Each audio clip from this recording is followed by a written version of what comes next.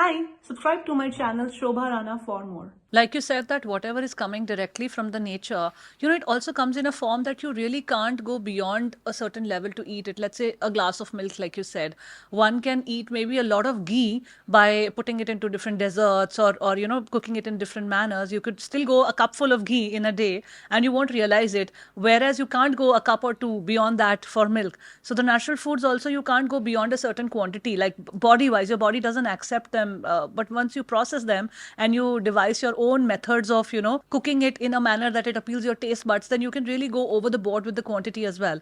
Like you said, 1 tablespoon ghee quantity is more than enough, but if you put it into desserts, you're like consuming, let's say, 10 tablespoon of it or something in just one piece of dessert. So that's a beautiful way of you putting it in, because from what you've just mentioned to me, Shobha, you have now understood clearly. So tomorrow when you go home, you'll be understanding that, okay, is this food worthy to enter my body? Second, how much have I burnt today? And this food is worthy from a quality perspective to enter my body, then this food is worthy from a quantity perspective. Meaning, I can eat so much of rice today or chapati, or no, I didn't do much of calorie work, expenditure, so I need to do lesser. I think as technology comes in, our phones, like all these trackers have come and will be able to watch what we're eating.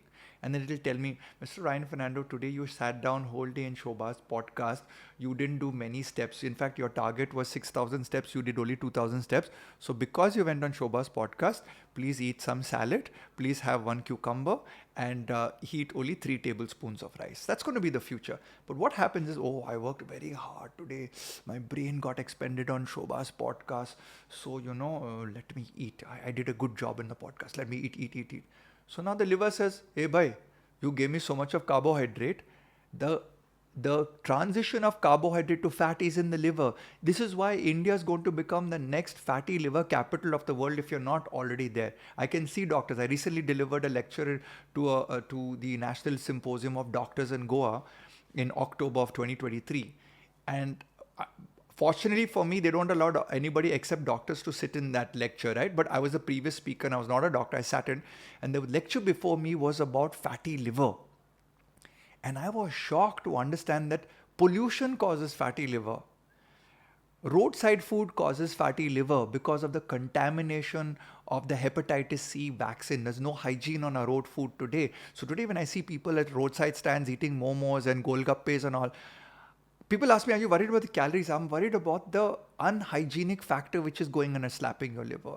And not to mention that these foods are created with monosodium glutamate, which is literally a cheating mistress trying to tempt you to eat that food and eat more and more of it every day. And all it's doing is going inside and slapping your body.